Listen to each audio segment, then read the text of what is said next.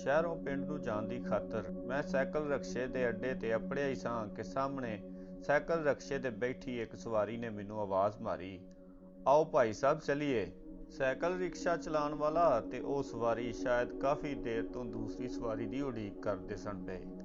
ਜੋ ਹੀ ਮੈਂ ਉਹਨਾਂ ਨੂੰ ਸਾਹਮਣੇ ਨਜ਼ਰ ਆਇਆ ਤੇ ਉਹਨਾਂ ਨੇ ਸੁੱਖ ਦਾ ਸਾਹ ਲਿਆ ਕਿ ਚਲੋ ਦੂਸਰੀ ਸਵਾਰੀ ਪੂਰੀ ਹੋ ਗਈ ਹੈ, ਹੁਣ ਜਾਣ ਵਾਲੇ ਬਣਾਂਗੇ। ਸੂਰਜ ਡੁੱਬਣ ਵਾਲਾ ਸੀ। ਮੈਨੂੰ ਪਿੰਡ ਨੂੰ ਜਾਣ ਦੀ ਬੜੀ ਕਾਹਲੀ ਸੀ, ਪਰ ਸ਼ਾਇਦ ਮੇਰੇ ਤੋਂ ਜ਼ਿਆਦਾ ਕਾਹਲੀ ਉਸ ਪਹਿਲਾਂ ਬੈਠੀ ਸਵਾਰੀ ਨੂੰ ਤੇ ਰਿਕਸ਼ੇ ਵਾਲੇ ਨੂੰ ਹੀ ਸੀ। ਰਿਕਸ਼ੇ ਵਾਲੇ ਨੇ GT ਰੋਡ ਛੱਡ ਕੇ ਪਿੰਡ ਵਾਲੀ ਸੜਕ ਤੇ ਰਿਕਸ਼ਾ ਪਾ ਲਿਆ ਤੇ ਤੇਜ਼ ਚਲਾਉਣਾ ਸ਼ੁਰੂ ਕਰ ਦਿੱਤਾ। ਸੜਕ ਸਾਰੀ ਟੁੱਟੀ ਫੁੱਟੀ ਸੀ, ਰਿਕਸ਼ਾ ਬੜਾ ਪੁਰਾਣਾ ਸੀ ਤੇ ਚਲਾਉਣ ਵਾਲਾ ਬੜਾ ਮਾੜਾ ਸੀ।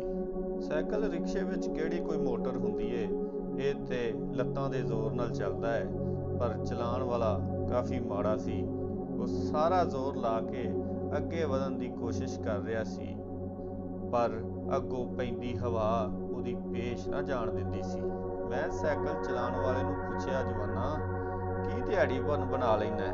ਮੇਰੀ ਇਹ ਬੜੀ ਭੈੜੀ ਆਦਤ ਸੀ ਕਿ ਮੈਂ ਦੂਸਰੇ ਦਾ ਹਾਲ ਜਾਣਨ ਦੀ ਕੋਸ਼ਿਸ਼ ਜ਼ਰੂਰ ਕਰਦਾ ਸਾਂ, ਅਗਲਾ ਭਾਵੇਂ ਦੱਸੇ ਜਾਂ ਨਾ ਦੱਸੇ। ਜੇ 5 ਮਾਲਕ ਨੂੰ ਦੇ ਕੇ ਕਦੀ 15 ਤੇ ਕਦੀ 18 ਬਚ ਜਾਂਦੇ ਨੇ। ਰਿਕਸ਼ਾ ਚਲਾਉਣ ਵਾਲੇ ਨੇ ਜਵਾਬ ਦਿੱਤਾ। ਮੈਂ ਪੁੱਛਿਆ, ਹੁਣ ਖੇਤਾਂ 'ਚ ਤੇ ਨਹੀਂ ਜਾਂਦਾ ਹੋਏਗਾ? ਉਹ ਮੈਨੂੰ ਅੱਗੋਂ ਕਹਿੰਦਾ, ਕਿਆ ਮੁੰਜੀ ਫੰਡਣ ਵੇਲੇ ਵੱਢਣ ਵੇਲੇ ਕੋਈ ਮਹੀਨਾ ਕੁ ਲਾ ਲਈਦਾ, ਦਾਣਾ ਫੱਕਾ ਸੁੱਟ ਲਈਦਾ ਅੰਦਰ, ਚਲੋ ਗੁਜ਼ਾਰਾ ਹੋ ਜਾਂਦਾ, ਬਾਕੀ ਦਿਨਾਂ ਵਿੱਚ ਰਿਕਸ਼ਾ ਹੀ ਚਲਾਈਦਾ। ਮੈਂ ਪੁੱਛਿਆ, ਮਹੀਨੇ 'ਚ ਵਾਹ ਕੋਈ 4 ਦਾਣੇ ਜੋੜ ਲੈਣਾ, ਕੋਈ ਸਾਲ ਜੋਗੇ ਗੁਜ਼ਾਰਾ ਕਰ ਲੈਣਾ? ਕਹਿਣ ਲੱਗਾ, ਕਿੱਥੋਂ ਸਰਦਾਰ ਜੀ, ਬਸ ਡੰਗ ਦਾ ਡੰਗ ਪੂਰਾ ਹੋ ਜਾਏ, ਇਹੀ ਬੜੀ ਗੱਲ ਹੈ, ਜੋੜਨ ਜੜਾਉਣ ਦੀਆਂ ਗੱਲਾਂ ਤੇ ਸਾਡੇ ਕੋਲ ਕਿੱਥੋਂ। ਮਾਫ਼ ਕਰਨਾ ਜੀ, ਤੁਹਾਡੀ ਗੱਲ 'ਚੋਂ ਹੀ ਗੱਲ ਹੈ। ਮੇਰੇ ਨਾਲ ਬੈਠਾ ਜਵਾਨ ਬੋਲ ਪਿਆ, ਰਕਸ਼ੇ 'ਚ ਬਹਿਣ ਵੇਲੇ ਮੈਨੂੰ ਆਵਾਜ਼ ਮਾਰੀ ਸੀ। ਤੁਸੀਂ ਵਾਹਵਾ ਗਿਣਤੀ ਮਿਣਤੀ ਕਰਨ ਵਾਲੇ ਲੱਗਦੇ ਹੋ। ਉਸਨੇ ਗੱਲ ਕਰਨ ਲਈ ਮੇਰਾ ਧਿਆਨ ਆਪਣੇ ਵੱਲ ਕਰਵਾਇਆ। ਮੇਰੀ ਤੱਕਣੀ ਨੂੰ ਹੁੰਗਾਰਾ ਸਮਝ ਕੇ ਉਹਨੇ ਗੱਲ ਅੱਗੇ ਵਧਾਈ। ਸਾਰੇ ਵਾੜੇ ਦਾੜੇ ਪੂਰੇ ਕਰਕੇ ਹੁਣ ਕਿਸਾਨ ਨੂੰ ਕੁਛ ਨਹੀਂ ਬਚਦਾ ਭਾਈ ਜੀ। ਖੇਤੀਬਾੜੀ ਛੋਟੇ ਕਿਸਾਨ ਵਾਸਤੇ ਹੁਣ ਘਾਟੇ ਦਾ ਧੰਦਾ ਬਣ ਗਿਆ ਹੈ। ਹੋਰ ਕੋਈ ਕੰਮ ਵਿਚਾਰੇ ਕਿਸਾਨਾਂ ਨੂੰ ਆਉਂਦਾ ਕੋਈ ਨਹੀਂ। ਮੈਨੂੰ ਤੁਸੀਂ ਦੱਸੋ ਵੀ 5-7 ਕਿੱਲਿਆਂ ਵਾਲੇ ਨੂੰ ਸਾਰੇ ਖਰਚੇ ਖੁਰਚੇ ਕੱਢ ਕੇ ਕੁਛ ਬਚਦਾ ਹੈ? ਖਾਦਾਂ ਦਵਾਈਆਂ ਦੇ ਖਰਚੇ, ਉੱਤੋਂ ਆੜ੍ਹਤੀਆਂ ਦੀ ਲੁੱਟ ਮਾਰ ਤੇ ਉੱਤੋਂ ਸਰਕਾਰ ਦਾ ਰੇਟ ਸਹੀ ਨਾ ਲਾਣਾ, ਇਹ ਸਭ ਕੁਛ ਕਰ ਕਰਾ ਕੇ ਕਿਸਾਨ ਵਿਚਾਰਾ ਤੇ ਹੱਥ ਝਾੜ ਕੇ ਹੀ ਰਹਿ ਜਾਂਦਾ ਹੈ। ਮੈਂ ਬੜਾ ਸੋਚ ਕੇ ਉਹਨਾਂ ਨੂੰ ਜਵਾਬ ਦਿੱਤਾ, ਇੱਕ ਹੱਲ ਹੈ ਭਾਈ ਜੀ, ਜੇ ਕਿਸਾਨ ਮਿਲ ਕੇ ਕੰਮ ਕਰਨ, ਆਪਣੀ ਖਾਦ ਬਣਾਉਣ, ਹਰੀ ਜਾਂ ਫਿਰ ਗੋਬਰ ਦੀ ਖਾਦ, ਤਾਂ ਫੇਰ ਕੁਛ ਸਰ ਸਕਦਾ ਹੈ। ਸਰਦਾਰ ਜੀ ਹੁਣ ਰਲ ਕੇ ਕੰਮ ਕਰਨ ਦਾ ਕੋਈ ਜ਼ਮਾਨਾ ਨਹੀਂ ਰਿਹਾ। ਹੁਣ ਤੇ ਭਰਾ ਨੂੰ ਪੱਠਿਆਂ ਦੀ ਭਰੀ ਨਹੀਂ ਚਕਾਉਂਦਾ। ਤੁਸੀਂ ਕਿਹੜੇ ਦੌਰ ਦੀਆਂ ਗੱਲਾਂ ਕਰਦੇ ਜੇ? ਭਾਈ ਜੀ, ਮੈਨੂੰ ਤੇ ਕਿਸਾਨ ਦਾ ਮੁਸਤਕਬਲ ਹੁਣ ਹਨੇਰ ਨਜ਼ਰ ਆਉਂਦਾ ਵੇ। ਹੁਣ ਕਿਸਾਨ ਹੋਰ ਕੁਛ ਨਹੀਂ, ਬਸ ਡਕੈਤੀਆਂ ਤੇ ਚੋਰੀਆਂ ਹੀ ਕਰਨਗੇ, ਕਿਉਂਕਿ ਖੇਤੀਬਾੜੀ 'ਚ ਤੇ ਉਹਨਾਂ ਦੀ ਰੋਟੀ ਪੂਰੀ ਨਹੀਂ ਹੁੰਦੀ। ਤੇ ਸਰਕਾਰ ਤੇ ਸੱਤ ਪੀ ਕੇ ਪਈ ਹੋਈ ਹੈ, ਕਦੀ ਵੀ ਉਹਨਾਂ ਦਾ ਨਹੀਂ ਸੋਚਦੀ। ਭਾਈ ਜੀ, ਮੈਂ ਤੁਹਾਨੂੰ ਇਹ ਸਭ ਕੁਛ ਤਾਂ ਪਿਆ ਦੱਸਦਾ ਹੋਇਆ, ਮੇਰੇ ਸਭ ਹੱਡ ਬੀਤੀ ਹੈ। ਮੈਂ ਇਸ ਗਰੀਬੀ ਦਾ ਕੋਰਸ ਕੀਤਾ ਹੋਇਆ। ਮੈਂ ਉਹਦੀਆਂ ਗੱਲਾਂ ਸੁਣ ਕੇ ਸੋਚਿਆ, ਬੰਦਾ ਤੇ ਪੜ੍ਹਿਆ ਲਿਖਿਆ ਲੱਗਦਾ ਹੈ, ਕਿਹੜੀਆਂ ਸੋਹਣੀਆਂ ਸਮਝਦਾਰ ਗੱਲਾਂ ਪਿਆ ਕਰਦਾ ਹੈ। ਮੇਰੀ ਦਿਲਚਸਪੀ ਉਹਦੀ ਗੱਲ ਸੁਣਨ 'ਚ ਵੱਧ ਗਈ ਤੇ ਉਸਨੇ ਆਪਣੀ ਹੱਡ ਬੀਤੀ ਸੁਣਾਉਣਾ ਸ਼ੁਰੂ ਕਰ ਦਿੱਤੀ। 10 ਜਮਾਤਾਂ ਪਾਸ ਹਾਂ ਜੀ, ਕਲਰਕੀ ਮਿਲਦੀ ਸੀ, ਜੱਟ ਦੀ ਟੌਰ ਕਰਕੇ ਨਾ ਲਈ। 15 ਕਮਾ ਜ਼ਮੀਨ ਸੀ, ਸੂਬੇਦਾਰ ਪਿਓ ਦਾ ਕੱਲਾ ਪੁੱਤਰ ਸਾਂ, ਚੰਗੇ ਘਰ ਵਿਆਹ ਹੋ ਗਿਆ, ਜੱਟ ਦੀ ਟੌਰ ਨਹੀਂ ਸੀ ਪਾਈ ਜਾਂਦੀ। ਬਸ ਸਰਦਾਰ ਜੀ 1 ਸਾਲ ਹੀ ਜਵਾਨੀ ਦਾ ਮਾਣਿਆ, ਫੇਰ ਆਫਤਾਂ ਨੇ ਘੇਰਾ ਜਿਹਾ ਪਾ ਲਿਆ। ਵਿਆਹ ਤੋਂ 1 ਸਾਲ ਬਾਅਦ ਹੀ ਕੁਝ ਮਹੀਨਿਆਂ ਦੇ ਅੱਗੇ ਪਿੱਛੇ ਨਾਲ ਮਾਂ ਪਿਓ ਫੌਤ ਹੋ ਗਏ ਤੇ ਘਬਰਾਉਣਾ ਤੇ ਫਿਰ ਕੁਦਰਤੀ ਸੀ, ਪਰ ਮੇਰੀ ਘਰਵਾਲੀ ਦਲੇਰ ਨਿਕਲੀ। ਉਹਨੇ ਮੇਰੇ ਮੋਢੇ ਨਾਲ ਮੋਢਾ ਜੋੜ ਕੇ ਮੇਰਾ ਸਾਥ ਦਿੱਤਾ। ਘਰ ਦੀ ਜਮ੍ਹਾਂ ਪੂੰਜੀ ਤੇ ਬਜ਼ੁਰਗਾਂ ਦੇ ਕਫਨ ਦਫਨ ਤੇ ਉਹਨਾਂ ਦੇ ਵੱਡੇ ਕਰਨ ਤੇ ਲੱਗ ਗਈ। ਘਰਵਾਲੀ ਜੇ ਸਾਥਣ ਹੋਵੇ ਤੇ ਬੰਦਾ ਕੋਈ ਵੀ ਮੁਸੀਬਤ ਕੱਟ ਸਕਦਾ ਹੈ। ਮੈਂ ਉਹਦੀ ਗੱਲ ਨੂੰ ਸਲਾਹੁੰਦਿਆਂ ਹੋਇਆਂ ਬੋਲਿਆ, ਬਸ ਉਹਦੀ ਹਿੰਮਤ ਕਰਕੇ ਖਲੋਤਾ ਰਹਿ ਗਿਆ ਸਰਦਾਰ ਜੀ, ਬਾਕੀ ਤੇ ਮੁਸੀਬਤਾਂ ਨੇ ਫੁੱਲ ਘੇਰਾ ਪਾਇਆ ਸੀ। ਫੇਰ ਜੀ ਅੱਗੇ ਕੀ ਹੋਇਆ? ਮੈਂ ਖਲੋਤੀ ਗੱਲ ਨੂੰ ਹੁੰਗਾਰੇ ਦਾ ਧੱਕਾ ਮਾਰਿਆ। ਫੇਰ ਕੀ ਸਰਦਾਰ ਜੀ, ਫੇਰ ਮੁਰੱਬੇਬੰਦੀ ਆ ਗਈ, ਪੁਆੜਿਆਂ ਦੀ ਜੜ। 5 ਕਿੱਲਿਆਂ ਦੀ ਕਾਟ ਲੱਗ ਕੇ 10 ਕਿੱਲੇ ਨਿਆਈ ਮਿਲ ਗਈ, ਜਿਹਦੇ ਵਿੱਚੋਂ 2 ਕਿੱਲੇ ਛੱਪੜ ਪੈਂਦਾ ਸੀ ਤੇ ਬਾਕੀ ਪੈਲੀ ਸਾਰੀ ਵੀ ਨੀਵੀਂ ਥਾਂ ਸੀ। ਮੈਂ ਖੁਸ਼ ਸਾਂ ਤੇ ਚਲੋ ਵਗਦੀ ਤੇ ਹੈ, ਤੇ ਨਾਲੇ ਪਿੰਡ ਦੇ ਮੁੰਡ ਹੈ, ਨਿਆਈ ਹੈ। ਖੇਤ ਕੁਛ ਉੱਚੇ ਨੀਵੇਂ ਸਨ, ਮੈਂ ਉਹਨਾਂ ਨੂੰ ਪੱਧਰਿਆਂ ਕਰਨਾ ਸ਼ੁਰੂ ਕਰ ਦਿੱਤਾ। ਘਰ ਵਿੱਚ ਧੇਲਾ ਨਹੀਂ ਸੀ। ਮੇਰਾ ਮੂੰਹ ਲੱਥਾ ਵੇਖ ਕੇ ਘਰਵਾਲੀ ਨੇ ਆਪਣੇ ਨੱਕ ਕੰਨ ਖਾਲੀ ਕਰ ਦਿੱਤੇ ਤੇ ਸਾਰਾ ਜ਼ੇਵਰ ਮੇਰੇ ਹੱਥ ਫੜਾਇਆ। ਮੈਂ ਲੈਣਾ ਨਹੀਂ ਸੀ ਚਾਹੁੰਦਾ। ਹੱਸ ਕੇ ਆਖਣ ਲੱਗੀ, ਤੂੰ ਤਗੜਾ ਹੋ ਕੇ ਆਪਣੀ ਖੇਤੀ ਸੰਵਾਰ, ਇਹ ਜ਼ੇਵਰ ਤੇ ਫੇਰ ਬਣ ਜਾਣਗੇ। ਫੇਰ ਕੀ ਸਰਦਾਰ ਜੀ, ਮੈਂ ਉਹ ਪੈਸੇ ਲੈ ਕੇ ਤੇ ਟਰੈਕਟਰ ਕੋਲੋਂ ਖੇਤ ਵਵਾਏ, ਸੋਹਣੇ ਬਣਾਏ, ਬੀਜੇ। ਫਿਰ ਕਾਲੇ ਰੰਗ ਦੀ ਸ਼ਾਹ ਕਾਲੀ ਮੱਕੀ ਤਿਆਰ ਹੋਈ। ਲੋਕ ਵੇਖਣ ਆਉਂਦੇ। ਐਡੀ ਸੋਹਣੀ ਫਸਲ, 2-2 ਬੰਦੇ ਉੱਚੀ। ਮੈਂ ਕਾਲੀ ਤੌੜੀ ਗੱਡ ਦਿੱਤੀ ਤਾਂ ਕਿ ਮੇਰੀ ਫਸਲ ਨੂੰ ਨਜ਼ਰ ਨਾ ਲੱਗੇ। ਸਾਉਣ ਤੇ ਸਾਰਾ ਖੈਰ ਨਾਲ ਲੰਘ ਗਿਆ ਤੇ ਭਾਦੋਂ ਵਿੱਚ ਇੱਕ ਝੜੀ ਐਸੀ ਲੱਗੀ ਕਿ ਹਰ ਪਾਸੇ ਪਾਣੀ ਪਾਣੀ ਹੋ ਗਿਆ। ਦੁਆਲੇ ਦੇ ਪਿੰਡਾਂ ਦਾ ਤੇ ਆਪਣੇ ਪਿੰਡ ਦਾ ਸਾਰਾ ਪਾਣੀ ਰਲ ਕੇ ਮੇਰੀ ਮੱਕੀ ਵਿੱਚ ਖਲੋ ਗਿਆ। ਮੱਕੀ ਦੇ ਸਿਰਫ ਉਤਲੇ ਆਗ ਹੀ ਦਿਸਦੇ ਰਹਿ ਗਏ, ਬਾਕੀ ਸਾਰੀ ਡੁੱਬ ਗਈ। ਪਾਣੀ ਦੇ ਨਿਕਾਸ ਦਾ ਕੋਈ ਰਾਹ ਨਹੀਂ ਸੀ। ਜੇ ਮੇਰੇ ਨਾਲੋਂ ਕਿਸੇ ਹੋਰ ਦੀ ਪੈਲੀ ਨੀਵੀਂ ਹੁੰਦੀ ਤੇ ਤਾਂ ਸ਼ਾਇਦ ਪਾਣੀ ਨਿਕਲ ਜਾਂਦਾ, ਪਰ ਨਾ, ਸਿਰਫ ਮੇਰੀ ਹੀ ਪੈਲੀ ਸਭ ਤੋਂ ਨੀਵੀਂ ਸੀ। ਪਾਣੀ ਖੜੇ ਦਾ ਖੜਾ ਰਿਹਾ। ਸਾਰੀ ਫਸਲ ਮਰ ਗਈ ਤੇ ਮੈਂ ਬਿਮਾਰ ਹੋ ਕੇ ਮੰਜੇ ਤੇ ਪੈ ਗਿਆ। ਘਰ ਵਾਲੀ ਨੇ ਇੱਕ ਦਿਨ ਬਾਹੋਂ ਫੜ ਝੰਜੋੜਿਆ ਤੇ ਆਖਣ ਲੱਗੀ, ਮਰਦ ਕਦੀ ਹਿੰਮਤ ਨਹੀਂ ਹਾਰਦੇ, ਤੂੰ ਤਾਂ ਉੱਠ, ਹਿੰਮਤ ਕਰ। ਜਿੰਨੇ ਮੁਸੀਬਤ ਪਾਈ ਏ ਉਹੀ ਟਾਲੇਗਾ ਵੀ। ਤੇਰਾ ਕੰਮ ਆ ਮਿਹਨਤ ਕਰਨਾ, ਤੇ ਜਵਾਨਾ ਤੂੰ ਹੀ ਹਿੰਮਤ ਹਾਰ ਗਿਆ ਤੇ ਫਿਰ ਸਾਡਾ ਕੀ ਬਣੇਗਾ? ਘਰ ਵਾਲੀ ਦੇ ਦਿਲਾਸੇ ਨਾਲ ਮੈਂ ਇੱਕ ਵਾਰੀ ਫੇਰ ਉੱਠ ਪਿਆ, ਹਿੰਮਤ ਬੰਨੀ। ਬਾਹਰ ਨਿਕਲਾਂ ਤੇ ਲੋਕੀ ਆਖਣ, ਯਾਰ ਬੜਾ ਮਾੜਾ ਕੰਮ ਹੋਇਆ। ਸਾਉਣੀ ਤੇ ਮਾਰੀ ਹੋਈ ਗਈ, ਅੱਗੋਂ ਹਾੜੀ ਬੀਜਣ ਦੇ ਵੀ ਕੋਈ ਅਸਾਰ ਨਜ਼ਰ ਨਹੀਂ ਸਨ ਆਉਂਦੇ। ਤੇ ਉਹੀ ਗੱਲ ਹੋਈ, ਹਾੜੀ ਛੇਤੀ ਵੀ ਨਾ ਬੀਜੀ ਜਾ ਸਕੀ। ਲੈ ਦੇ ਕੇ 1 ਕਿੱਲੇ ਵਿੱਚ ਕਣਕ ਬੀਜੀ ਤੇ ਜਿਹੜੀ 7 ਮਣ ਹੋਈ। 7 ਮਣ ਖਰਚ ਨਾਲ ਹੁਣ ਸਾਲ ਦਾ ਖਰਚਾ ਕਿਵੇਂ ਪੂਰਾ ਹੋਏ? ਇੱਕ ਹਿਸਾਬ ਦੀ ਸਮੇਂ ਮਾਰੀ ਹੋ ਗਈ। ਘਰ ਵਾਲੀ ਦੇ ਭਰਾ ਫਸਲ ਮਾਰੀ ਜਾਣ ਕਰਕੇ ਖੈਰ ਖਬਰ ਲੈਣ ਆਏ। ਮੈਂ ਆਪਣੀ ਬੀਵੀ ਨਾਲ ਉਹਦੇ ਭਰਾਵਾਂ ਕੋਲੋਂ ਮਦਦ ਲੈਣ ਦੀ ਸਲਾਹ ਕੀਤੀ ਤੇ ਮੈਂ ਆਖਿਆ ਵੀ ਹੋਰ ਰਿਸ਼ਤੇਦਾਰ ਕਿਹੜੇ ਕੰਮ ਆਉਂਦੇ ਆ? ਇੱਕ ਦੂਜੇ ਦੇ ਮਦਦ, ਮੁਸੀਬਤ ਦੇ ਵੇਲੇ ਮਦਦ ਕਰਨ ਦੇ ਕੰਮ ਹੀ ਤੇ ਆਉਂਦੇ। ਉਹ ਭਲੀ ਲੋਕ ਆਖਣ ਲੱਗੀ, ਮੈਂ ਤੇਰੇ ਨਾਲ ਭੁੱਖ ਕੱਟ ਲੂੰਗੀ, ਤੇਰੇ ਨਾਲ ਘਾਹ ਖੋਤਰ ਲਵਾਂਗੀ, ਤੇਰੇ ਨਾਲ ਜੋ ਕਵੇਂਗਾ ਕਰ ਲਵਾਂਗੀ, ਪਰ ਮੇਰੇ ਮਾਪਿਆਂ ਤੋਂ ਮਦਦ ਨਾ ਮੰਗੀ। ਤੂੰ ਉਹਨਾਂ ਦੀਆਂ ਨਜ਼ਰਾਂ ਵਿੱਚ ਹਮੇਸ਼ਾ ਲਈ ਨੀਵਾਂ ਹੋ ਜਾਏਗਾ ਤੇ ਮੈਂ ਤੈਨੂੰ ਹਮੇਸ਼ਾ ਉੱਚਾ ਵੇਖਣਾ ਚਾਹੁੰਦੀ ਹਾਂ। ਮੈਂ ਕਿਸੇ ਵੀ ਰਿਸ਼ਤੇਦਾਰ ਦੀ ਮਦਦ ਨਾ ਲਈ ਤੇ ਆਪਣੀ ਬੀਵੀ ਦੀ ਉਹ ਗੱਲ ਪੱਲੇ ਬੰਨ੍ਹ ਲਈ। ਅਗਲੇ ਸਾਲ ਫੇਰ ਬਾਰਿਸ਼ਾਂ ਹੋਈਆਂ, ਫੇਰ ਸਾਲ ਮਰ ਗਿਆ। ਇਹਨਾਂ 2 ਸਾਲਾਂ ਦੀ ਮਾਰ ਨੇ ਮੈਨੂੰ ਤੇ ਪੁੰਜੇ ਲਾ ਦਿੱਤਾ ਸੀ। ਚੰਗੇ ਚੰਗੇ ਖੇਤ ਗਹਿਣੇ ਪੈ ਗਏ, ਬਲਦ ਵਿਕ ਗਏ, ਖੇਤੀ ਗਹਿਣੇ ਪੈ ਗਈ, ਖੇਤੀ ਦਾ ਕੰਮ ਵੀ ਛੁੱਟ ਗਿਆ। ਮੈਂ ਇੱਕ ਵਾਰੀ ਫੇਰ ਹਿੰਮਤ ਹਾਰ ਚੁੱਕਾ ਸਾਂ। ਘਰ ਵਾਲੀ ਇੱਕ ਵਾਰੀ ਫੇਰ ਮੇਰੀ ਹਿੰਮਤ ਜਟਾਉਂਦਿਆਂ ਹੋਇਆਂ ਬੋਲੀ, ਚਲੋ ਖੇਤੀ ਨਾ ਸਹੀ, ਕੋਈ ਹੋਰ ਕੰਮ ਕਰ ਲਓ, ਕੋਈ ਦੁਕਾਨ ਪਾ ਲਓ, ਕੋਈ ਵੀ ਕੰਮ ਕਰ ਲਓ। ਕੰਮ ਵਿੱਚ ਕਾਹਦਾ ਘਾਟਾ? ਕੰਮ ਤੇ ਕਰਨ ਨੂੰ ਹੁੰਦੇ ਆ। ਮੈਂ ਕਿਹਾ, ਮੈਂ ਜੱਟ ਆਂ, ਦੁਕਾਨ ਪਾ ਕੇ ਸ਼ਰੀਕਾਂ ਦੀਆਂ ਗੱਲਾਂ ਨਹੀਂ ਸੁਣਾਂਗਾ। ਇੰਜ ਕਰਦਿਆਂ 2-4 ਸਾਲ ਮੇਰੇ ਹੋਰ ਲੰਘ ਗਏ। ਮੇਰਾ ਵਾਲ ਕਰਜ਼ੇ ਵਿੱਚ ਡੁੱਬ ਗਿਆ। ਮੇਰਾ ਮਰਲਾ ਗਹਿਣੇ ਪੈ ਗਿਆ। ਸਾਡੇ ਨਾਲ ਖਾਣ ਵਾਲੇ 2 ਜੀ ਹੋਰ ਆ ਚੁੱਕੇ ਹਨ। ਹੁਣ ਕੁੱਲ ਮਿਲਾ ਕੇ ਅਸੀਂ 6 ਜੀ ਖਾਣ ਵਾਲੇ ਸਾਂ। 2 ਪੁੱਤਰ ਸਨ ਤੇ 2 ਧੀਆਂ। ਲੈ ਦੇ ਕੇ 1 ਲਵੇਰੀ ਮੱਝ ਰਹਿ ਗਈ ਸੀ। ਬਾਕੀ ਸਭ ਕੁਝ ਗਹਿਣੇ ਪੈ ਗਿਆ, ਕੁਝ ਵਿਕ ਗਿਆ ਸੀ ਤੇ ਫਿਰ ਵੀ ਕਰਜ਼ਾ ਸੀ ਜਿਹੜਾ ਚੜੀ ਜਾਂਦਾ ਸੀ, ਲੈਣ ਦਾ ਤੇ ਨਾਂ ਹੀ ਨਹੀਂ ਸੀ। ਮੈਂ ਤੇ ਉਹ ਮੱਝ ਵੀ ਵੇਚ ਦੇਣਾ ਚਾਹੁੰਦਾ ਸਾਂ, ਪਰ ਮੇਰੀ ਬੀਵੀ ਨੇ ਡੱਕ ਲਿਆ, ਨਾ ਜੀ, ਉਹ ਮੱਝ ਨਾ ਵੇਚਿਓ। ਬੱਚਿਆਂ ਦੇ ਮੂੰਹੋਂ ਦੁੱਧ ਨਾ ਖੋਇਓ ਜੇ। ਘਰ ਵਾਲੀ ਇੱਕ ਤਰ੍ਹਾਂ ਅੜ ਗਈ। ਮੈਂ ਕਿਹਾ ਉਹ ਪੱਠੇ ਕਿੱਥੋਂ ਆਉਣਗੇ ਇਹਦੇ ਲਈ?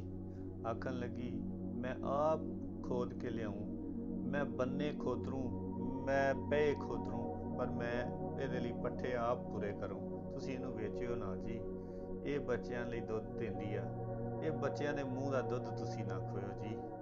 ਮੈਂ ਜਰਾ ਗੁੱਸੇ ਨਾਲ ਕਿਹਾ ਤੂੰ ਘਾਹ ਖੋਤਰ ਜਾਵੇਂਗੀ ਹੁਣ ਸ਼ਰੀਕਾਂ ਦੇ ਖੇਤਾਂ 'ਚ? ਮੈਂ ਗੈਰਤ ਦਾ ਝਟਕਾ ਜਿਹਾ ਖਾ ਕੇ ਬੋਲਿਆ। ਮੈਂ ਆਖਿਆ ਅੱਛਾ ਨਾ ਵੇਚ, ਕੱਲ ਤੋਂ ਮੈਂ ਜਾਊਂਗਾ, ਮੈਂ ਆਪ ਪੱਠੇ ਦੇ ਲਈ ਲਿਆਉਂਗਾ, ਮੈਂ ਆਪ ਘਾਹ ਖੋਤਰੂੰਗਾ, ਤੈਨੂੰ ਤੇ ਨਹੀਂ ਮੈਂ ਘੱਲਦਾ।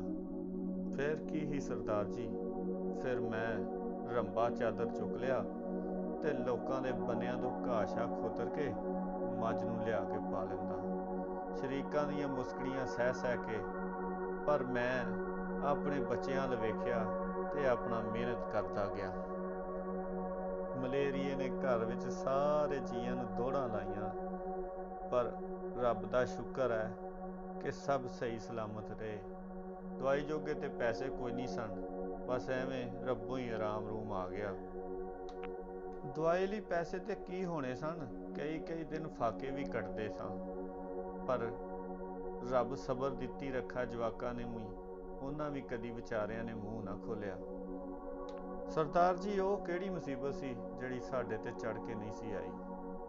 ਪੁਰਾਣੇ ਕੱਪੜਿਆਂ ਦੇ ਉੱਤੇ ਟਾਕੀਆਂ ਹੀ ਟਾਕੀਆਂ ਚੜ੍ਹਦੀਆਂ ਗਈਆਂ।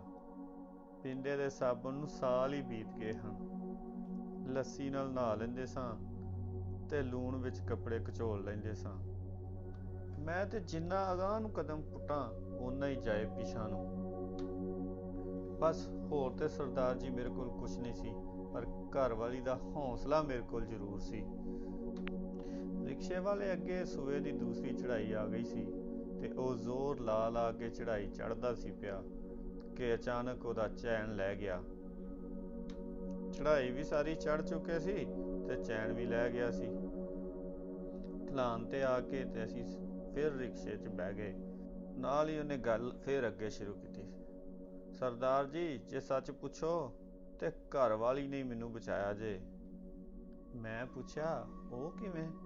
ਉਹ ਇਸ ਤਰ੍ਹਾਂ ਸਰਦਾਰ ਜੀ, ਵੀ ਮੇਰੀ ਬੀਵੀ ਕਹਿਣ ਲੱਗੀ ਕਿ ਅੱਧਾ ਦੁੱਧ ਡੇਅਰੀ ਫਾਰਮ ਵਾਲਿਆਂ ਨੂੰ ਦੇ ਆਇਆ ਕਰੋ, ਚਲੋ ਕੋਈ 4 ਪੈਸੇ ਆ ਜਾਣਗੇ ਤੇ ਸਾਡਾ ਖਰਚਾ ਚੱਲ ਜਾਏਗਾ। ਕਹਿਣ ਲੱਗੀ ਹੋਰ ਲੋਕੀ ਵੀ ਤੇ ਪਾਉਂਦੇ ਹੀ ਨੇ, ਡੇਅਰੀ ਤੇ ਦੁੱਧ ਵੇਚਦੇ ਹੀ ਹੈ, ਤੁਸੀਂ ਵੇਚੋਗੇ ਤੇ ਇਹਦੇ 'ਚ ਕਿਹੜਾ ਮਿਹਣਾ? ਪਰ ਮੇਰੇ ਵਾਸਤੇ ਇਹ ਬੜੀ ਨਮੋਸ਼ੀ ਦੀ ਗੱਲ ਸੀ। ਸੂਬੇਦਾਰੀ ਨੂੰ ਲਾਜ ਲੱਗਦੀ ਸੀ, ਪਰ ਫਿਰ ਮੈਂ ਸੋਚਿਆ ਉਹ ਸੂਬੇਦਾਰੀ ਤੇ ਜਿੱਦਣ ਘਾਹ ਕੁਤਰਨ ਗਿਆ ਹੈ ਉਦਣ ਹੀ ਦਾਗੀ ਹੋ ਗਈ ਸੀ। ਫਿਰ ਮੈਂ ਇਹ ਸੋਚ ਅੱਧ ਮੰਨੇ ਦਿਲ ਨਾਲ ਰਾਜ਼ੀ ਹੋ ਗਿਆ ਤੇ ਮੈਂ ਡੇਅਰੀ ਫਾਰਮ ਤੇ ਜਾ ਕੇ ਦੁੱਧ ਵੇਚਣਾ ਸ਼ੁਰੂ ਕਰ ਦਿੱਤਾ। ਮੈਨੂੰ ਸਰਦਾਰ ਜੀ ਅੱਜ ਵੀ ਉਹ ਪਹਿਲੀ 15 ਵਾਲਾ ਦਿਨ ਨਹੀਂ ਭੁੱਲਦਾ। ਪੂਰੇ 8 ਸਾਲਾਂ ਬਾਅਦ ਮੈਂ ਅੱਜ ਖੁਸ਼ੀ ਦਾ ਮੂੰਹ ਵੇਖਿਆ ਸੀ। 4 ਪੈਸੇ ਘਰ ਆਏ ਸਨ। ਸਾਡੇ ਸਾਰਿਆਂ ਦੇ ਮੂੰਹਾਂ ਤੇ ਰਵਾਨਗੀ ਆ ਗਈ ਸੀ। ਅਸੀਂ ਸਾਰਾ ਟੱਬਰ ਬੜੇ ਖੁਸ਼ ਸਾਂ। ਅਸਾਂ ਇਸੇ ਖੁਸ਼ੀ ਵਿੱਚ ਖੀਰ ਰਿੰਨ ਕੇ ਖਾਧੀ। ਫਿਰ ਤੇ ਸਰਦਾਰ ਜੀ ਸਾਨੂੰ ਜਿਵੇਂ ਦੁੱਧ ਵੇਚਣ ਦਾ ਸਵਾਦ ਪੈ ਗਿਆ। ਅਸੀਂ 2 ਕਿਲੋ ਸਿਰਫ ਚਾਹ ਜੋਗਾ ਦੁੱਧ ਰੱਖ ਕੇ ਬਾਕੀ ਸਾਰਾ ਵੇਚ ਦਿੰਦੇ। ਮੈਂ ਸਵੇਰੇ ਸਵੇਰੇ ਜਾਣਾ, ਬੰਨਿਆਂ ਤੋਂ 2 ਪੰਡਾਂ ਘਾਰੀਆਂ ਖੋਤਰ ਕੇ ਲੈ ਆਉਣੀਆਂ, ਮੱਝ ਦੀ ਖੁਰਲੀ ਕਦੀ ਖਾਲੀ ਨਾ ਹੋਣ ਦੇਣੀ। ਦਿਨ ਫਿਰਨ ਲੱਗੇ ਹੀ ਸਨ ਕਿ ਅਚਾਨਕ ਬਦਹਜ਼ਮੀ ਨਾਲ ਮੱਝ ਬਿਮਾਰ ਹੋ ਗਈ। ਸ਼ਾਇਦ ਕਿਤੇ ਉਹ ਮਿੱਟੀ ਵਾਲਾ ਤਰੇਲਿਆ ਘਾਹ ਖਾ ਗਈ ਸੀ। ਸਾਡੇ ਮੂੰਹ ਉੱਡ ਗਏ। ਦੁੱਧ ਦੀ ਭਰੀ ਬਾਲਟੀ ਮੂੰਹ ਦੀ ਵੱਜਦੀ ਨਜ਼ਰ ਆਉਣ ਲੱਗ ਪਈ। ਡੇਅਰੀ ਫਾਰਮ ਵਾਲੇ ਨੇ 14 ਰੁਪਏ ਲੈ ਕੇ ਮੈਨੂੰ ਇੱਕ ਚੂਰਨ ਦੀ ਡੱਬੀ ਦੇ ਦਿੱਤੀ। ਮੱਝ ਨੂੰ ਦਿੱਤੀਆਂ 3 ਖੁਰਾਕਾਂ ਦੇ ਨਾਲ ਮੱਝ ਠੀਕ ਠਾਕ ਹੋ ਗਈ। ਪਰ ਇੱਕ ਦਿਨ ਮੇਰੇ ਗੁਆਂਢੀ ਨੇ ਮੈਨੂੰ ਦੱਸਿਆ ਵੀ ਡੇਅਰੀ ਫਾਰਮ ਵਾਲੇ ਨੇ ਤੈਨੂੰ ਠੱਗ ਲਿਆ ਏ। ਇਹ ਡੱਬੀ ਜਿਹੜੀ ਹੈ ਇਹ ਤੇ 1.5 ਰੁਪਏ ਦੀ ਆਉਂਦੀ ਹੈ। ਮੈਨੂੰ ਬੜਾ ਗੁੱਸਾ ਆਇਆ। ਆਸਿਓਂ ਪਾਸਿਓਂ ਤਸੱਲੀ ਕਰਕੇ ਮੈਂ ਸਿੱਧਾ ਡੇਅਰੀ ਫਾਰਮ ਤੇ ਮੈਨੇਜਰ ਕੋਲ ਅੱਪੜ ਗਿਆ। ਚਪੜਾਸੀ ਅੰਦਰ ਜਾਣ ਨਾ ਦੇਵੇ। ਮੈਂ ਗੁੱਸੇ ਨਾਲ ਆਖਿਆ ਮੈਂ ਮਿਲਿਆ ਬਣਾ ਨਹੀਂ ਜਾਣਾ, ਭਾਵੇਂ ਮੈਨੂੰ ਇੱਥੇ ਜੋ ਮਰਜ਼ੀ ਹੋ ਜਾਵੇ। ਆਖਰ 3 ਵਜੇ ਮੈਂ ਸਾਹਿਬ ਦੇ ਪੇਸ਼ ਹੋਣ 'ਚ ਕਾਮਯਾਬ ਹੋ ਗਿਆ। ਦਵਾਈ ਵਾਲੀ ਡੱਬੀ ਉਹਦੀ ਮੇਜ਼ ਤੇ ਰੱਖਦਿਆਂ ਹੋਇਆਂ ਮੈਂ ਪੁੱਛਿਆ, ਸਾਹਿਬ ਜੀ ਇਹ ਦਵਾਈ ਕਿੰਨੇ ਦੀ ਦਿੰਦੇ ਹੋ? ਆਖਣ ਲੱਗਾ, 1.5 ਰੁਪਏ ਦੀ। ਪਰ ਤੂੰ ਕਿਉਂ ਪੁੱਛਣਾ? ਹਨੇਰ ਸਾਈਂ ਦਾ, ਤੁਹਾਡੇ ਏਜੰਟ ਨੇ ਮੇਰੇ ਕੋਲੋਂ 14 ਰੁਪਏ ਲੈ ਲਏ ਇਸ ਡੱਬੀ ਦੇ। ਹੈਂ, 14 ਰੁਪਏ? ਮੈਨੇਜਰ ਨੇ ਹੈਰਾਨ ਹੁੰਦਿਆਂ ਹੋਇਆਂ ਮੈਨੂੰ ਪੁੱਛਿਆ। ਜੇ ਇਹ ਗੱਲ ਹੈ ਤੇ ਮੈਂ ਪਰਸੋਂ ਤੇਰੇ ਪਿੰਡ ਆਵਾਂਗਾ। ਸਾਰੇ ਦੁੱਧ ਵੇਚਣ ਵਾਲਿਆਂ ਨੂੰ ਇਤਲਾਹ ਕਰ ਦੇ। ਸਾਰਿਆਂ ਕੋਲੋਂ ਮੈਂ ਪੁੱਛ ਗਿੱਛ ਕਰਕੇ ਤੇ ਆਪਣੇ ਇਸ ਏਜੰਟ ਦਾ ਉਪਾਅ ਕਰ ਲੈਣਾ। ਮੈਨੇਜਰ ਬੜਾ ਗੁੱਸੇ ਵਿੱਚ ਸੀ। ਮੈਂ ਪਿੰਡ ਆ ਕੇ ਸਾਰਿਆਂ ਨੂੰ ਦੱਸ ਦਿੱਤਾ। ਮੈਂ ਸਮਝ ਰਿਹਾ ਹਾਂ ਡੇਅਰੀ ਫਾਰਮ ਦੀ ਏਜੰਟੀ ਮੈਨੂੰ ਹੀ ਮਿਲ ਜਾਣੀ ਆ। ਸਾਰੇ ਲੋਕ ਮੇਰੀ ਗੱਲ ਸੁਣ ਕੇ ਮੇਰੀ ਬੜੀ ਦਾਦ ਦੇ ਰਹੇ ਸਨ। ਕਹਿਣ ਲੱਗੇ, ਹੁਣ ਪਤਾ ਲੱਗੂ ਏਜੰਟ ਨੂੰ ਕਿਵੇਂ 1.5 ਰੁਪਏ ਦੀ ਡੱਬੀ 14 'ਚ ਵੇਚੀ ਦੀ ਹੈ। ਤੂੰ ਭਾਈ ਬੜਾ ਬਹਾਦਰੀ ਵਾਲਾ ਕੰਮ ਕੀਤਾ ਹੈ। ਏਜੰਟ ਨੇ ਆਪਣੀ ਥਾਂ ਗੰਢ ਤਰੁਪ ਸ਼ੁਰੂ ਕਰ ਦਿੱਤੀ। ਮਿੱਥੇ ਦਿਨ ਮੈਨੇਜਰ ਦੀ ਜੀਪ ਆ ਗਈ ਤੇ ਏਜੰਟ ਉਹਨੂੰ ਆਪਣੀ ਬੈਠ ਕੇ ਲੈ ਗਿਆ। ਰੱਬ ਜਾਣੇ ਉਹਨੇ ਉੱਥੇ ਉਹਨੂੰ ਕਿਹੜੀ ਗੋਲੀ ਸੰਘਾਈ ਕਿ ਮੈਨੇਜਰ ਤੇ ਸਾਰਾ ਹੀ ਬਦਲ ਗਿਆ। ਮੈਨੇਜਰ ਨੇ ਜਦੋਂ ਪਿੰਡ ਵਾਲਿਆਂ ਨੂੰ ਪੁੱਛਿਆ ਤੇ ਸਭ ਦੇ ਦੰਦ ਜੁੜ ਗਏ। ਕਿਸੇ ਨੇ ਝੂਠੇ ਨੂੰ ਝੂਠਿਆ ਨਹੀਂ ਆਖਿਆ। ਮੈਂ ਸੱਚਾ ਹੁੰਦਾ ਹੋਇਆ ਵੀ ਝੂਠਿਆਂ ਨਾਲੋਂ ਭੈੜਾ ਖਲੋਤਾ ਸਾਂ। ਮੈਨੇਜਰ ਦੀ ਜੀਪ ਮੁੜ ਗਈ। ਏਜੰਟ ਨੇ ਜਿੱਤ ਦੀ ਖੁਸ਼ੀ ਵਿੱਚ ਸਾਰਿਆਂ ਨੂੰ ਚਾਹ ਪਿਆਈ। ਮੈਨੂੰ ਗੁੱਸਾ ਉਹਨਾਂ ਲੋਕਾਂ ਤੇ ਸੀ ਉਹ ਜਿਨ੍ਹਾਂ ਦੀ ਖਾਤਰ ਮੈਂ ਇੱਕ ਲਟੇਰੇ ਦੇ ਖਿਲਾਫ ਕਦਮ ਚੁੱਕਿਆ ਸੀ। ਹੁਣ ਉਹੀ ਸਾਰੇ ਬਹਿ ਕੇ ਉਸੇ ਲਟੇਰੇ ਦੇ ਹੱਥੋਂ ਚਾਹ ਪੇ ਪੀਂਦੇ ਸਨ ਤੇ ਮੈਂ ਬੁਰਾ ਬਣ ਕੇ ਰਹਿ ਗਿਆ ਸਾਂ। ਅਗਲੇ ਦਿਨ ਜਦੋਂ ਮੈਂ ਡੇਅਰੀ ਫਾਰਮ ਤੇ ਦੁੱਧ ਵੇਚਣ ਗਿਆ ਤੇ ਉਹ ਏਜੰਟ ਨੇ ਮੇਰਾ ਦੁੱਧ ਮੋੜ ਦਿੱਤਾ। ਸਾਡੇ ਘਰ ਤੇ ਅਫਸੋਸ ਪੈ ਗਿਆ। ਹੁਣ 2 ਬੱਚੇ ਸਕੂਲ ਜਾਂਦੇ ਸਨ। ਅਸੀਂ ਗਰੀਬੀ ਨਾਲ ਲੰਮਾ ਘੋਲ ਘੁਲਣ ਲਈ ਤਿਆਰ ਹੋ ਰਹੇ ਸਾਂ। ਆਪਣੇ ਲੋਕਾਂ ਦੇ ਇਨਸਾਫ ਲਈ ਚੁੱਕਿਆ ਕਦਮ ਪੁੱਠਾ ਪੈ ਗਿਆ। ਮੈਂ ਘਰ ਵਾਲੀ ਨਾਲ ਸਲਾਹ ਕੀਤੀ, ਮੈਂ ਦੁੱਧ ਮੰਡੀ ਨਾ ਜਾ ਕੇ ਵੇਚ ਆਵਾਂ। ਹੁਣ ਮੈਂ ਮਾੜੀਆਂ ਮੋਟੀਆਂ ਬੇਸ਼ਰਮੀਆਂ ਤੋਂ ਘਬਰਾਉਣਾ ਛੱਡ ਦਿੱਤਾ ਸੀ। ਘਰ ਵਾਲੀ ਆਖਣ ਲੱਗੀ, ਮਾੜੀ ਗੱਲ ਨਹੀਂ, ਅਸੀਂ ਹੋਰ ਕਰ ਵੀ ਕੀ ਸਕਦੇ ਹਾਂ। ਮੈਂ ਅਗਲੇ ਦਿਨ ਦੁੱਧ ਵਾਲੀ ਡਰਮੀ ਸਿਰ ਤੇ ਰੱਖ ਕੇ ਸ਼ਹਿਰ ਵੱਲ ਨੂੰ ਤੁਰ ਪਿਆ। ਲੋਕਾਂ ਫੇਰ ਬੋਲੀਆਂ ਮਾਰੀਆਂ। ਮੈਂ ਮਨ ਨੂੰ ਆਖਿਆ, ਦੜ ਵੱਟ ਜ਼ਮਾਨਾ ਕੱਟ, ਭਲੇ ਦਿਨ ਆਉਣਗੇ। ਮੰਡੀ ਜਾ ਕੇ ਮੈਨੂੰ ਤੇ ਕਿਸੇ ਨੂੰ ਕਹਿਣਾ ਵੀ ਨਾ ਪਿਆ ਕਿ ਦੁੱਧ ਲੈ ਲਓ। ਸਗੋਂ ਇੱਕ ਹਲਵਾਈ ਨੇ ਮੈਨੂੰ ਵੇਖ ਕੇ ਆਵਾਜ਼ ਮਾਰੀ ਤੇ ਡੇਅਰੀ ਫਾਰਮ ਵਾਲਿਆਂ ਨਾਲੋਂ ਮੈਨੂੰ 2 ਰੁਪਏ ਵੱਧ ਦਿੱਤੇ। ਮੈਂ ਤੇ ਛਾਲਾਂ ਮਾਰਦਾ ਪਿੰਡ ਨੂੰ ਵਾਪਸ ਆਇਆ। 2 ਰੁਪਏ ਦੀ ਬੜੌਤੀ ਨੇ ਸਾਡੇ ਹੌਸਲੇ ਦੁੱਗਣੇ ਕਰ ਦਿੱਤੇ ਸੀ। 1 ਮਹੀਨੇ ਪਿੱਛੋਂ ਹੀ ਮੈਂ ਨਵਾਂ ਸਾਈਕਲ ਲੈ ਲਿਆ। ਮੈਂ ਡੇਅਰੀ ਫਾਰਮ ਵਾਲਿਆਂ ਨਾਲੋਂ ਵੱਧ ਭਾਅ ਦੇ ਕੇ ਪਿੰਡ 'ਚੋਂ ਦੁੱਧ ਹੋਰ ਚੁੱਕਣਾ ਸ਼ੁਰੂ ਕਰ ਦਿੱਤਾ। ਜਦੋਂ ਕੁਦਰਤ ਸਬੱਬ ਲਾਉਂਦੀ ਹੈ ਨਾ ਤਾਂ ਫਿਰ 3 ਕਾਣੇ ਵੀ ਪੌਂ 12 ਹੋ ਜਾਂਦੇ ਆ ਸਰਦਾਰ ਜੀ। ਮੇਰੇ ਕੋਲ ਹੁਣ 3 ਡਰਮੀਆਂ ਦੁੱਧ ਹੋ ਗਿਆ। ਕਿਲੋ ਦੁੱਧ ਮੈਂ 3 ਡਰਮੀਆਂ 'ਚੋਂ ਕੱਢ ਲਵਾਂ ਤੇ 2-2 ਕਿਲੋ ਪਾਣੀ ਵਿੱਚ ਠੋਕ ਦੇਵਾਂ। ਮੇਰਾ ਦੁੱਧ ਮੰਡੀ ਜਾ ਕੇ ਫਿਰ ਵੀ ਟਿਕਣਾ ਨਾ ਮਿਲੇ, ਹੱਥੋਂ ਹੱਥ ਵਿਕ ਜਾਏ। ਫਿਰ ਕੀ ਸਰਦਾਰ ਜੀ, ਫਿਰ ਮੈਂ ਦਿਨ 'ਚ 2 ਗੇੜੇ ਲਾਣੇ ਸ਼ੁਰੂ ਕਰ ਦਿੱਤੇ, ਇੱਕ ਸੁਬਾਹ ਇੱਕ ਸ਼ਾਮ ਨੂੰ। ਫਿਰ ਕੀ ਸੀ ਸਰਦਾਰ ਜੀ, 2 ਸਾਲਾਂ ਬਾਅਦ ਮੈਂ ਪਈ ਹੋਈ ਗਹਿਣੇ ਜ਼ਮੀਨ ਛੁਡਵਾ ਲਈ ਤੇ 2 ਮੱਝਾਂ ਮੈਂ ਹੋਰ ਲੈ ਲਈਆਂ। ਫਿਰ ਕੀ ਸਰਦਾਰ ਜੀ, 17 ਸਾਲ ਮੈਂ ਦੁੱਧ ਵੇਚਿਆ। ਅਗਲੀਆਂ ਪਿਛਲੀਆਂ ਸਾਰੀਆਂ ਕਸਰਾਂ ਕੱਢ ਦਿੱਤੀਆਂ। ਫਿਰਨੀ ਦੇ ਉੱਤੇ ਪਲਾਟ ਲੈ ਕੇ ਵਧੀਆ ਘਰ ਪਾਇਆ ਤੇ ਡੇਅਰੀ ਏਜੰਟ ਨਾਲੋਂ ਵਧੀਆ ਸੋਹਣੀ ਬੈਠਕ ਬਣਾਈ।